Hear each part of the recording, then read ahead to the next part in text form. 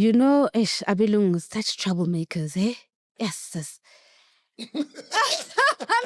Like, it's just like this, because also we must remember that, and I know we always say that the white person is the last born race. So they are the spoiled kid in the home. You know, we are the parent race of white people. They come from us. So they just do these funny things for attention. And it's just like, oh my God. I just get so bored. I get so bored in Gabelung, and I just feel like they're the most ungrateful bunch, especially South African whites, you know, ungrateful. You know, Gabelung, you know, they're just common thieves. Thank you guys for showing us love on Saturday at the Radio 2000 Family Day. It was really dope to do our first official pop-up store for the MAZWAI's Kitchen. We got a lot of love. We sold out all the food, all the platters. You guys are loving the menu. You guys are founders or are co-founders of the brand. That's what we'll call you, our co-customers. Our first 1,000 customers. We registered each and every client that bought MAZWAI's Kitchen this past Saturday. So we will be doing pop-up kitchens at different events throughout the country. We'll also be at a lot of street food markets. You can order us online starting from Easter Monday. You can go to Uber Eats and order the menu from MAZWAI's Kitchen. Welcome to MAZWAI's Kitchen. You can order our food, go to Uber Eats, or you can go to Mr. D very soon. For now, we are on Uber Eats, and you can order our meals that we make here. Go check out our menu. It's called MAZWAI's Kitchen, and obviously we are celebrating the legendary legacy of Kwaito artist Mzegezege. We've got African food there, the dishes and the menus that you would like. Go check it out. Go try it out if you're around Johannesburg or the Sandton area. And if you love the food, go share and tell your friends, and very soon we will be growing to the rest of the country. Got my sister. She's a thought leader. She's a poet. She is somebody who's not afraid to speak the truth. She speaks truth to power. She speaks her mind. And she's got one of the most amazing, insightful, educational podcasts you will find online in South Africa. She's no stranger to this platform. Oh, this platform she hasn't been. Oh, well, our platforms is in our seminars that we've done. But I'm actually shocked that we've never had her on the Hustlers Corner. Ladies and gentlemen, NTSIKI MAZWAI. Finally, she's here. Bunjari. Nkona. Finally, I'm happy to have you here. Thank you very much for having me. So, Nyabongutu, you've given yourself some time. And by the way, she's strict. She's like, I give you an hour. And if you're late, I'm out in an hour. Like, as the guys are preparing behind the scenes, she's like, you now have 55 minutes. No, I've got other engagements. I do. Yeah, but I also respect that, though. It should be a norm. Like, you must tell people, this is how much time I have. When this time hits, I'm out. Not only in podcasting, even in business. Guys, this is an hour's meeting. You are 5 minutes late. I only have 55 minutes. At this time, I have to be out. There's nothing wrong about, speaking the truth and gabonga. The one thing I learned from white people. The first credits I'm going to take is I was one of the first people that kept on saying, when are you starting your podcast? Yes. Do you remember that? Yes, absolutely. I mean, when the previous podcasters ran away with my work, I remember I met up with you and I was still stressed and I didn't know what I was going to do. But then eventually, obviously, Moya came along and then we're fine. Thank you for starting Moya. Thank you. Yeah, we need knowledge, we need insight, we need podcasts that create debate, we need young people, learning information from people that look like you and I, because you can see now there's just this influx of people that are literally in real time trying to whitewash history in front of our eyes. In front of our eyes. It's so scary. And the thing is that because we went to white schools and we've got white friends, we don't see the danger. At least before, there was a separation with like when you look at apartheid, we knew who the enemy was and black people knew that white people were not for them. But now we've got this whole culture of going to school together and, oh, Samantha, and, so the lines get blurred because you're like, oh, Samantha would never do that to me. But Samantha would, actually. For their own survival, Samantha would. If you look at, especially those of us who went to Izikolo Zabelung, it's very rare that you'll find the white people that we went to school putting us on. They continue and go into their white groups, especially when you get to university. They band with other whites and then they move with other whites. Completely about their black friends. So it's a scary time, and it's a very important time for us to take responsibility in controlling the narrative and controlling the history. I mean, even this morning or last night, I was fighting with someone on Twitter, and they didn't understand that the people who fund DA, and when we speak about DA, and it was speaking about Abelung, it's not necessarily the political party. So they don't understand that Babo DA are the ones who are funding the media, who are controlling the narrative. You know, they'll be like, no, but there's Arena Holdings. And you're like, no, in those meetings, guys, the black owner is called to order because the people who put in advertising are still the white people. So you can have your media company, all is very well, but without the funding, there is no media company. So you are going to have to toe the line. So they don't ask themselves simple questions. Even when you look at IOL with Dr. Sauvé, when they closed his bank accounts, even when he wasn't toeing the line and was being anti-establishment. So I just feel as if Abantu, they don't look deeply enough, you know? They just look on the surface. They're like, no, Newsroom Africa is owned by black. And it's like, no, it's not. You know, we've got black faces that have been put in there to make it's an aesthetic. But realistically speaking, the economy belongs to Abelung, which means that, and when we say this, it's because black people only own less than 1% of the economy, which means that 99% of the economy is in white hands. And when we speak of economy, we're speaking about money. We're talking about funding. We're talking about the people that own the resources for us that we need. So for as long as that economy, that 99% is in white hands, there is no way that we have got any power in media or in the judiciary. We're still under apartheid. It's just that it changed the complexion. Basically, it's now even happening in podcasts. It's now even where there's nothing wrong with any crew or any team or any young person getting funded and being given money to start up or start a platform.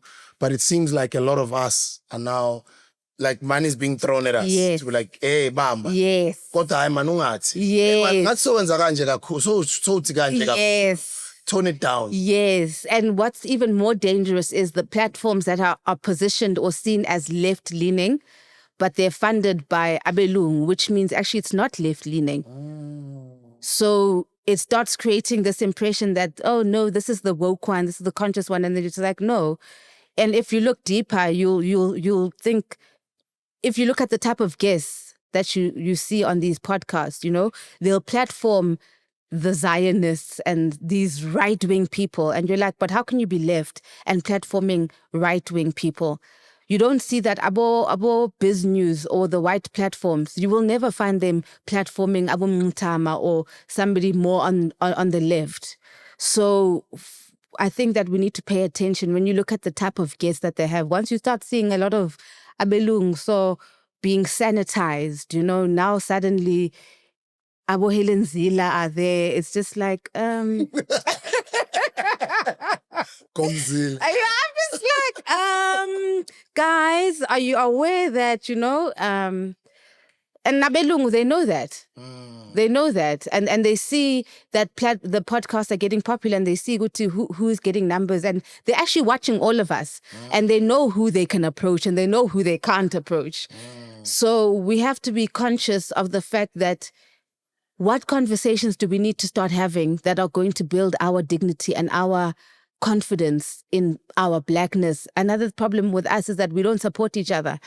You know, you'll be like, guys, I've got a platform, it's black owned. Please, can you help me raise funds? Here, my bank. And everyone's like, and then uzohlala esentini, and then, you know, we've got these petty politics, but these politics are holding us back. And while we're not supporting our own platforms, the white people are supporting the other platforms that are going to push their narrative. And, you know, and they always stay on code. No matter banama differences. When it comes to online, bahlale babonke bayinto eyi-one. Thina nokungena online ngokuthola uyi-apartheid apologist. When olobela umuntu omnyama saying sentences like apartheid was better. Yeah. And that's what we're experiencing, Kodamanje. And then you sometimes have an understanding, okay, some of the people that are online are young people. They might not be as informed. You know what it is? It's because it's part of that whole my white friend thing where we've allowed white people to erase our history. I mean, abo is into like Sharpeville Day is coming up. Sharpeville Day is not Human Rights Day. People need to know that people died at the hand of white hands. When white people were in leadership, they would kill relentlessly and they would kill without even caring. And, you know, so now post 94, the act as if, no, that didn't happen. Oh, no, we're civilized or whatever. And then we're giving birth to these children who are now living in this world where it's, no, that didn't happen. No, it's human rights, guys. Everybody's free. You can be who you want to be. And it's like, you can't forget, guys, that millions of Africans were killed just to create privilege for this minority race. So that's the danger. That's why I was mentioning the media, Guti. They have completely erased the real story of where we come from. And as a result, the black child doesn't know what they need to fight for. Right now, they're fighting to be in Stanton, to be in gated estates. They want a seat at the table, but they're not aware that we can't have just one person at the table. Like, that is the most disgusting, most selfish, and it's un-African. We come from a culture of Ubuntu where everybody is eating, everybody's benefiting, but now you want to adopt these Western ways where it's individualistic, and now you want to feel special because you're the only black person in the room. It's not cool. It's not like a good look to be the only black in the room. It actually speaks badly about your character. I met your sister in New York, Sis Nomsa, and we've just done some incredible music together last year. I need to put out the music. And when I listen to King Tar's music, your older sister, Sis Tandiswa as well, and then we listen to you, what does this consciousness come from in your family? And then, by the way, shout out to Sis Nomsa for her brilliance. She's such an intelligent so clever, man. yes. She's so clever. Yes. But then one looks at Sis Tandiswa, and then one looks at you. It's like, how were you guys brought up to have this conscious mind of being self-aware about our blackness? I mean, I think we always give thanks to our parents and the people who gave birth to us and raised us. My father and my mother were big political figures. It's just that my dad is very humble man. So, But MAZWAI. yeah, he'll never say his accolades, but he's a great, great, great man. My mom passed away in 92. Oh, rest in peace to Mom. And we're still not sure if it was an accident or because she passed away after giving birth to my little brother, and they didn't give her a certain drug so that her blood doesn't clot. So we don't know if it was a mistake or it was an apartheid tactic.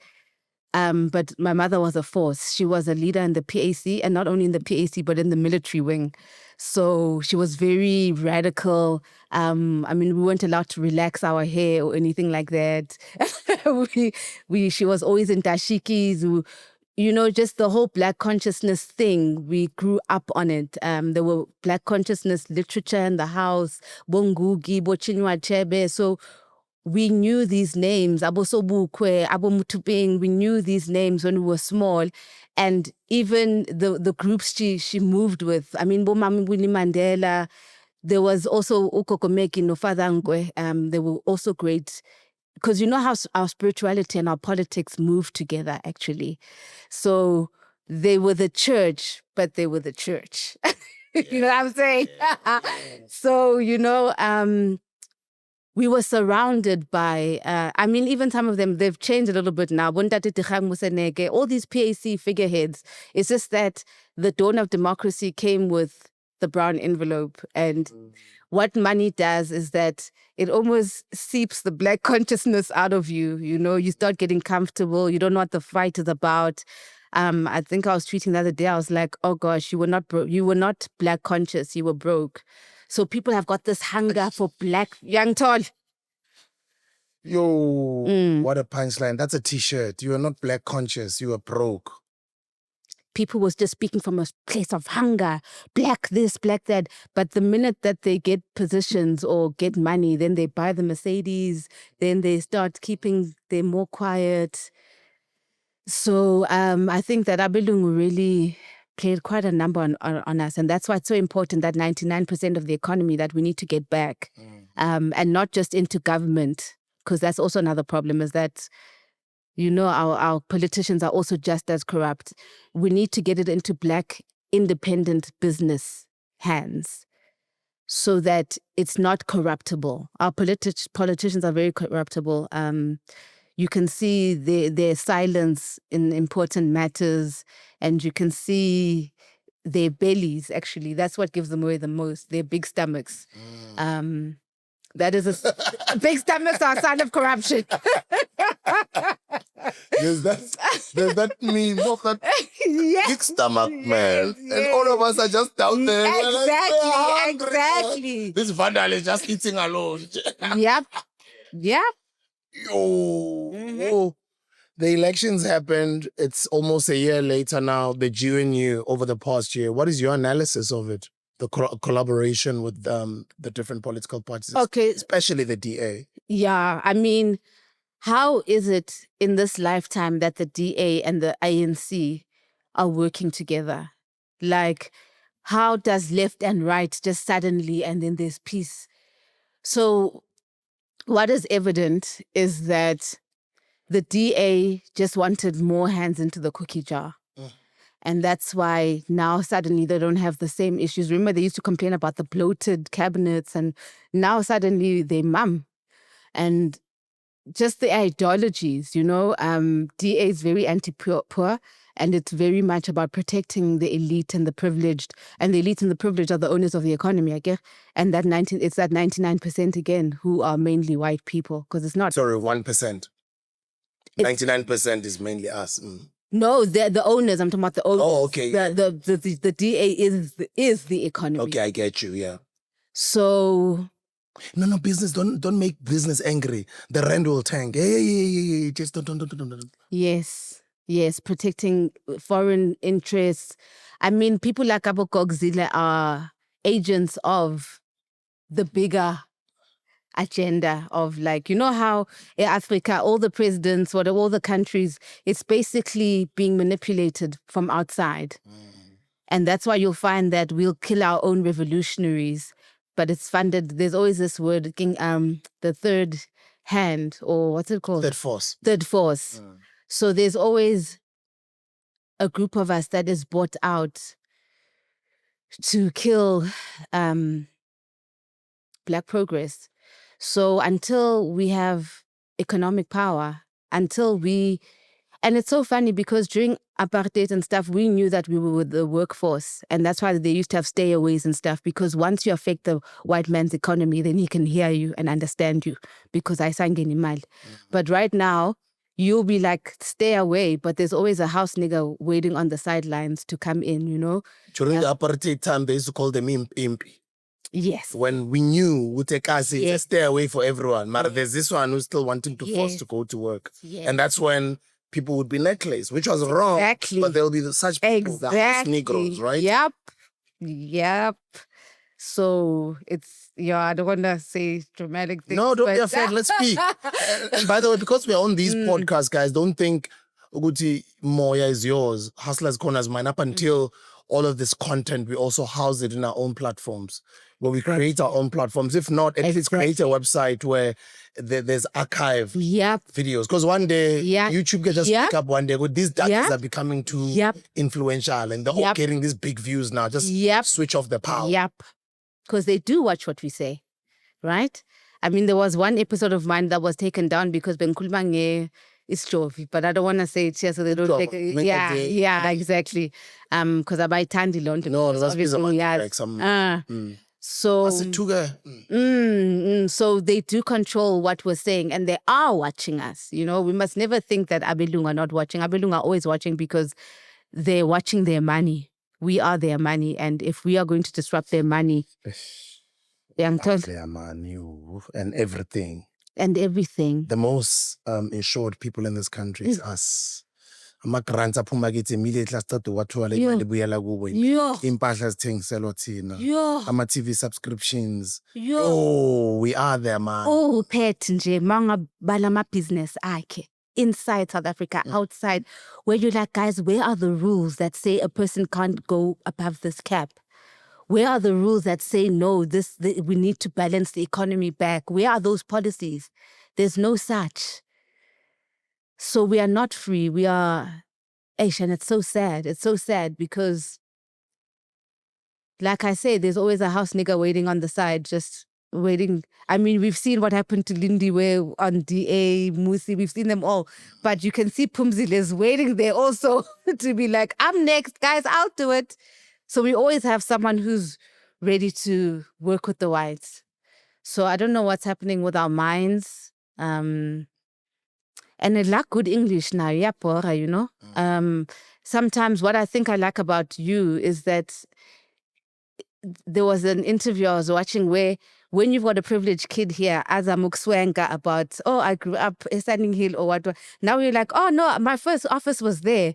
And then it brings it's you know, because there's a difference between mommy and daddy doing well, and then you are eating, and now you've got this good English that gives you confidence and makes everybody believe you. And that's another sad thing about us, is that the people that didn't go to Iskolo Zabelung, they hold so much reverence to the ones who speak good English. Like, they're just like, oh, yeah, man, you know, they're just bootlicking. And I'm always like, oh my God, do you actually know that there is far better character in coming from being disadvantaged and getting to the top by yourself without mommy and daddy? Because these ones without mommy and daddy are nothing, actually. They haven't built their names. They're just hanging on to this crutch of, oh, I grew up in Bryanston. So what? What have you done? Because you could have easily done the same. Sis Tandiswa could have easily done the same. And you could have also easily done the same on Tandiswa's success. But you guys, on your own, you just all charted your own futures. And it's only now the older generation respect your father because they know what he's done. Yeah. But the new generation also does not know your father because you guys are not like, hey, my father, my father, my father. You guys became your own people. And some of us who know you, we came up together in the entertainment industry. You came up through poetry, through music, through arts and talents. But little did we all know the consciousness that lay behind your subject matter and your content. Yeah. Right? Like, and this is consistent. That's why I'm calling Sis Nomsa. It's like, it's not just ukuhlakanipha kuphela. It's our mother Belete.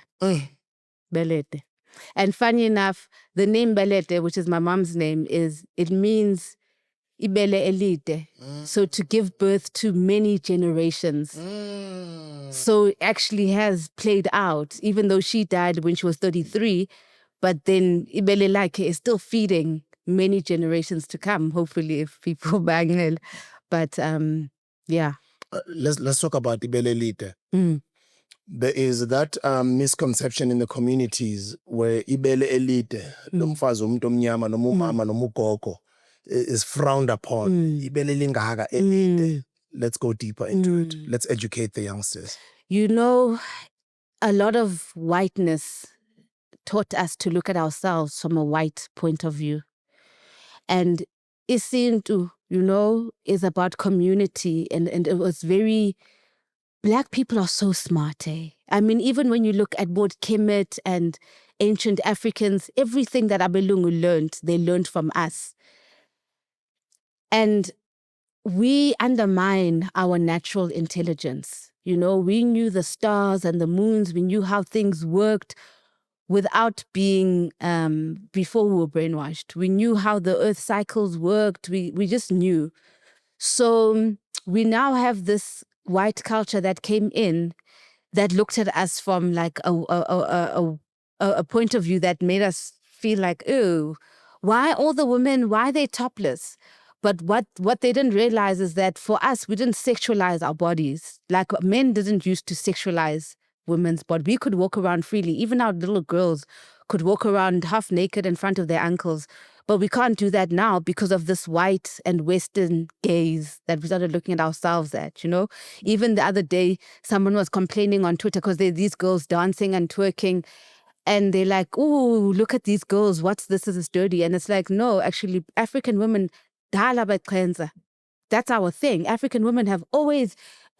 we've always cleansed. It's a normal thing. We've always done that, and we've always been half naked doing that. But it was when white people taught us to look at ourselves in a perverted way that it started being a problem. So, I mean, it would be amazing if we could just go back to our own indigenous knowledge systems and how did we used to do it? I mean, why is it that why is it that women can't dress freely and be half naked without men sexualizing them, because that it used to be like that. So it's about our communal spirit also, Ubuntu. We've lost Ubuntu. Ubuntu was I am because you are because I am. So there was this thing joining all of us all the time. Now we've learned this individual me. Oh, I live in Westlake Estate. Oh, I'm the CEO of, so things like that, they never used to matter before. And that's why even our leadership, we've lost ourselves. I mean, in African leadership, the leader had to first make sure everybody else was taken care of. And how they would be taken care of is because everybody would give back gratitude.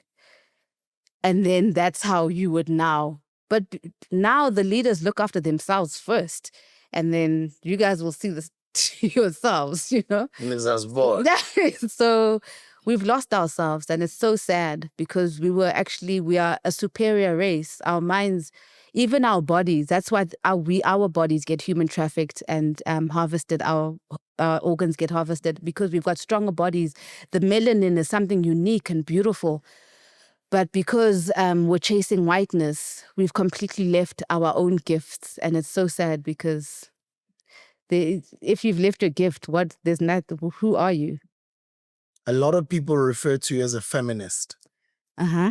And somebody else can argue and say, if we have to strive to move away from whiteness so much, why would you be a feminist, which is a concept that came about through white people? I disagree. I think that that's another thing because we don't know ourselves. In Africa, especially ancient Africa, women were revered. It was a matriarchal society. It was a matriarchal society. We knew women as the leaders of communities. I mean, even when you look at, again, the white gaze, Dr. Kanye always tells the story about how the land has gone barren because now it's men working the land. In ancient Africa, it was women who worked the land. And because the reason why women work the land is because when we are on our period, that blood, when it hits the earth, it nourishes the earth and it makes the plants get even bigger. And women should try this at home with their veggie gardens.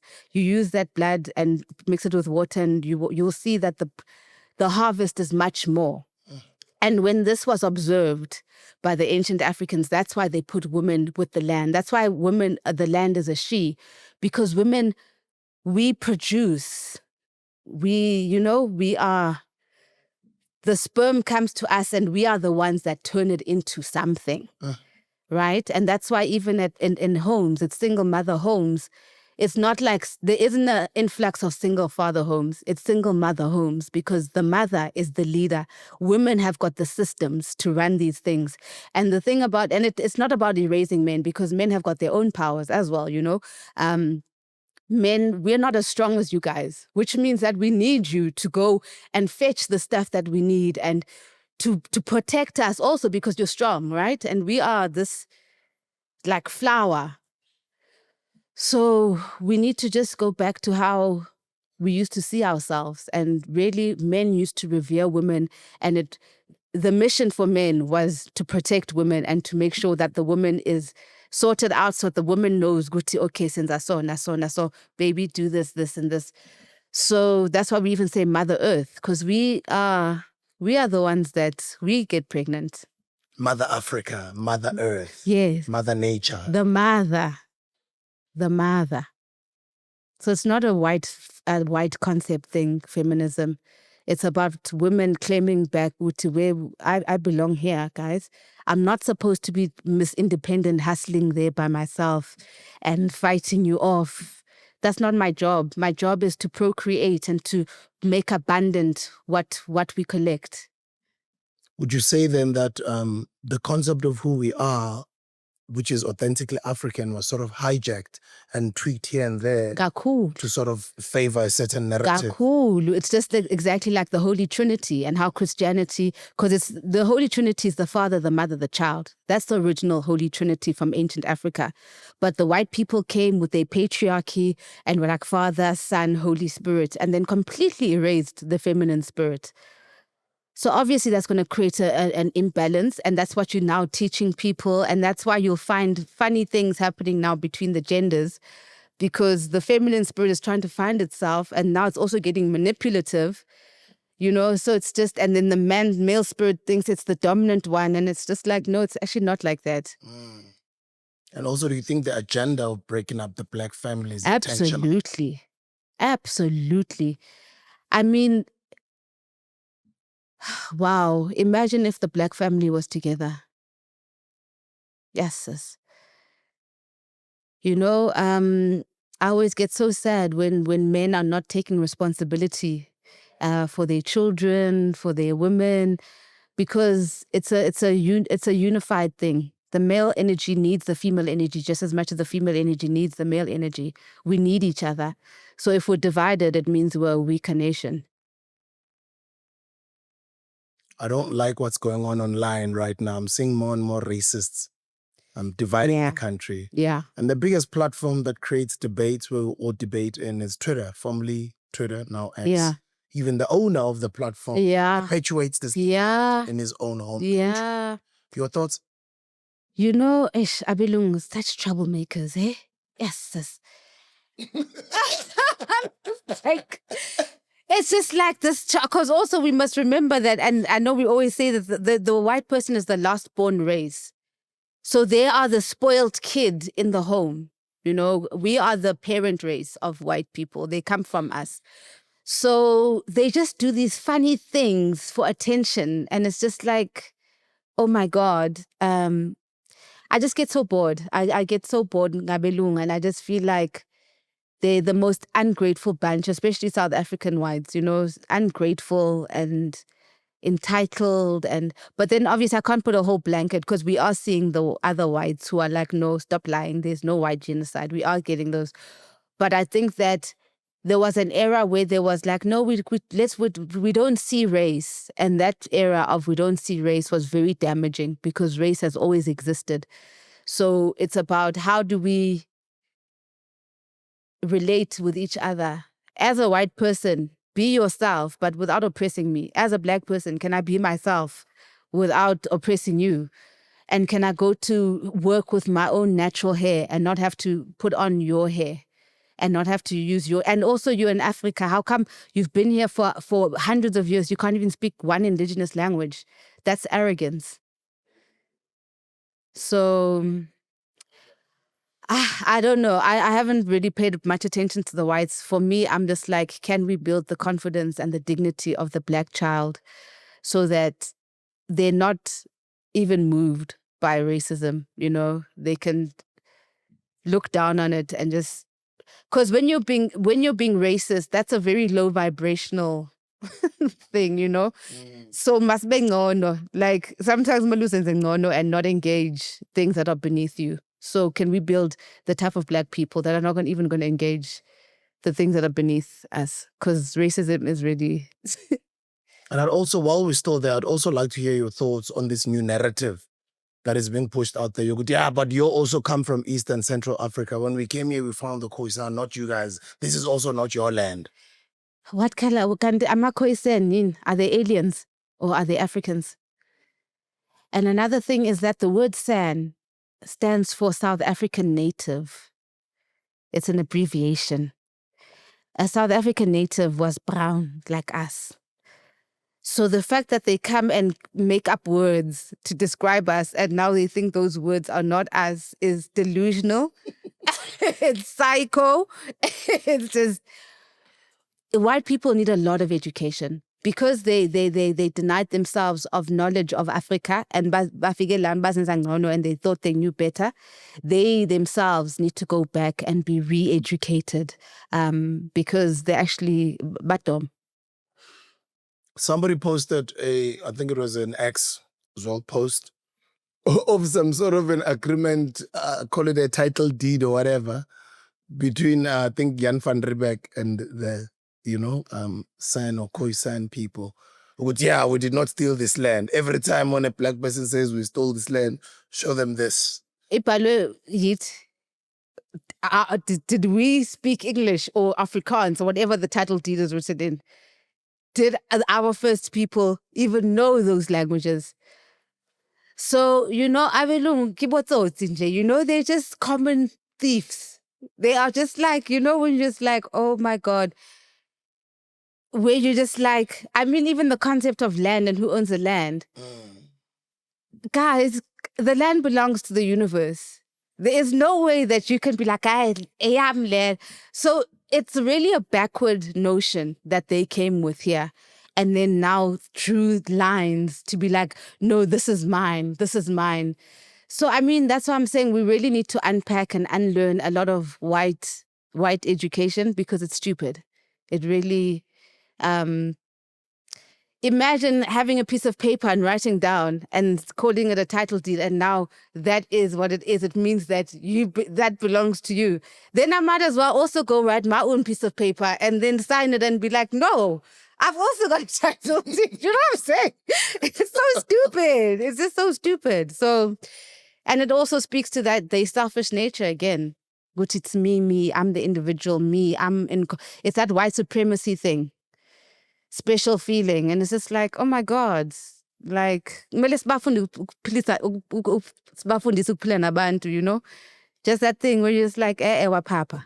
We just need to have a moment as Black people where we stop copying them and we're like, boom, sit down. And we spoke about house Negroes earlier on, the concept of house Negroes and impi. Were people like 1912 Liberation Movement, ANC, house Negroes who were just there to manage us? You know what? When we tell the truth, guys, ANC has always been an elitist organization. It was always about the elite, and that's why the PAC moved away from it, because it was like, no, man, this is not about a top class and about fitting in with the white. It's actually about all Africans. Wasn't it a liberation movement to liberate our interests and stand for Black people? Well, yes, but it's got a classist thing, and you can even see it now. It still plays out. That classist special, the uncles and the aunts of ANC and their good English. So for me, that's why I've never really related to ANC, because I always felt like their agenda wasn't about liberating all Africans. It was just about a seat at the table. So there's a difference between that. And being put there to manage the Blacks. Yes, which is exactly what's happening, right? Do you think it's starting to show itself, the true identity of what it really is? Yes. Who is Patrice Motsepe and Cyril Ramaphosa, guys? Two Black people, what have they done for us? They are just these figures that have been pumped with money by Abelungu to be the Black faces of wealth. Because unless you can point to someone's journey and be like, yeah, and then they did this, and then they fell here, I've seen them rise and fall, and then this happened, and then it's, where's your story? Where's your business that you built from the ground up? Where we know, we can't be calling shareholder billionaires like leadership. You were just given shares, and that's how you made your billions. There are people who, your story is authentic. You're an entrepreneur. You've risen, you've fallen. We've seen this, that. Then we can write a story at the end of your life with, hey, and then you did this, and then this went down, and then for them, where's that story? What's Patrice's story? That he's a billionaire. But I can argue and say that's what we fight for, so that our children's lives get better. He comes from a father who was an entrepreneur. It comes back to the privilege story again. So why is it that only some people get access? We need to fight for everybody to have access, so that you get in because of your own grit and your character, and you did this. Not because mommy and daddy have set it up. I hear what you're saying, but I think that, I don't want to name names. No, you can. It's okay. You know that the SABs. No, they're busy with defamations lately. Oh, is it? Okay. So, I just think that it's the character of a person that is the true measure. It's not about money or privilege. It's the character, your integrity, your grit, who you were. Well, that's for me. the political parties in this country, are they our future? Is the EFF our future? Is the MK No, our I future? don't think so, yes. I don't think so, because what happens is that the political parties really are about access to power and money. They're not really about the liberation of the black child.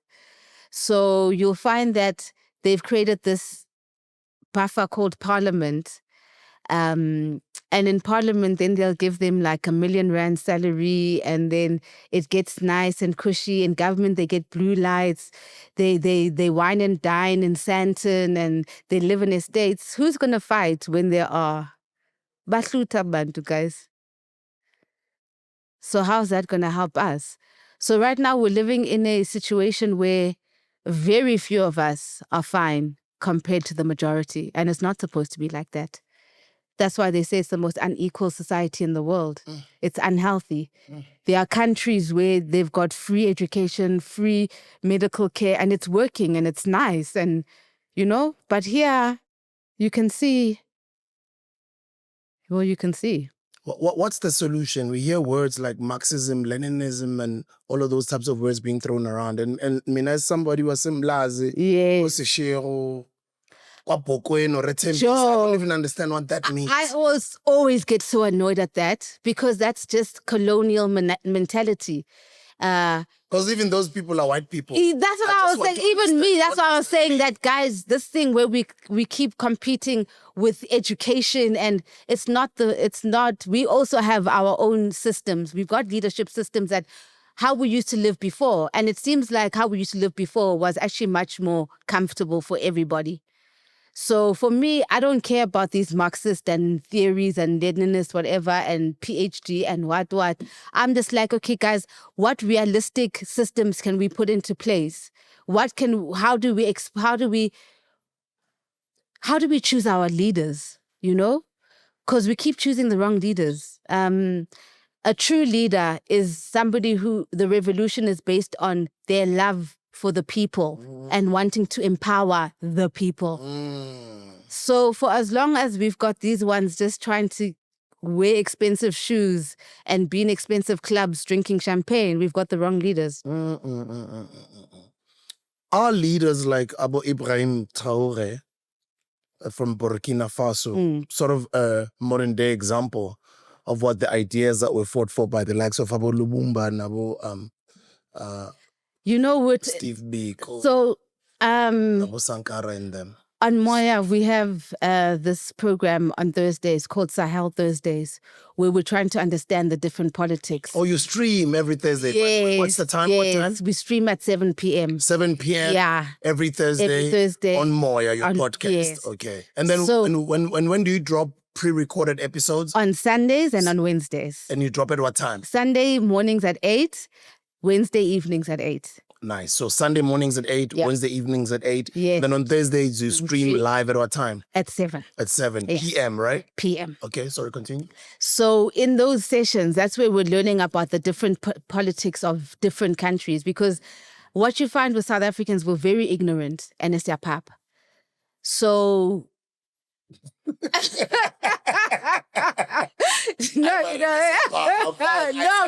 and we speak loudly, and the junk that's coming out of mouth, it's just like, whoa. So even now, when you look at even Burkina Faso with Traore, and I've got to go soon with Traore, what we're learning now is that actually Traore is, because it's the three countries, it's Mali, Niger, and Burkina Faso that have made this pact. And it's actually not even Traore's idea. Traore is actually just the cute boy that looks sexy, that everybody's looking at. The mastermind behind that is Colonel Gauta.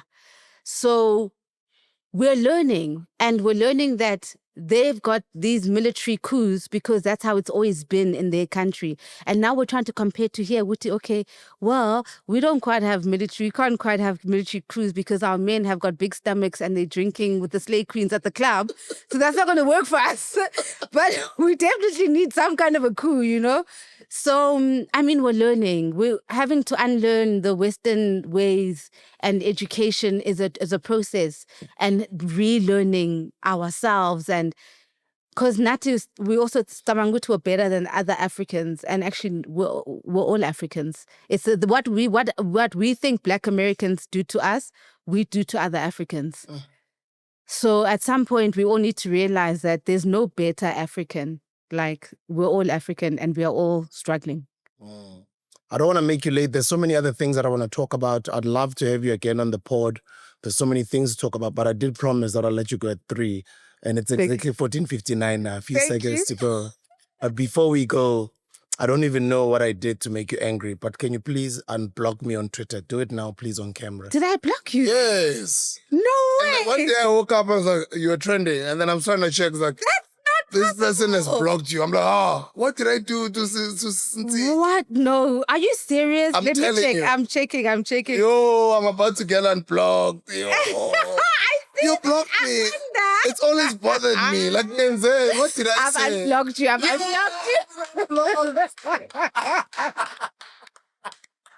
That's why I feel now. I'm like, yo, it's 3. Let me let it go. Like, thank you. Weird, because I find you very diplomatic, actually. I find you that you know All how these years, it worries me. Like, what you know?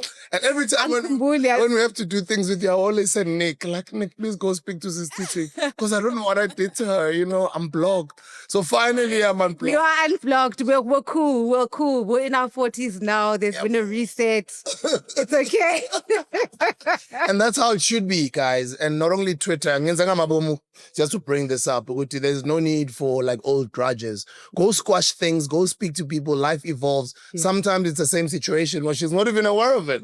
And when all along, you're like, or whatever. There is nothing. Just it takes a phone call or just something like this. Maybe I was on my period or something. And then I love you so much. Love you too. And I wish you all the best. You're you great. Too. And congratulations for everything. Now, like I say, you're one of our greatest entrepreneurs of our time, and we're watching your journey. So thank you. The link is in the description. Click on it. It'll take you to her podcast, Moya. Thank you very much. The great NTSIKI MAZWAI.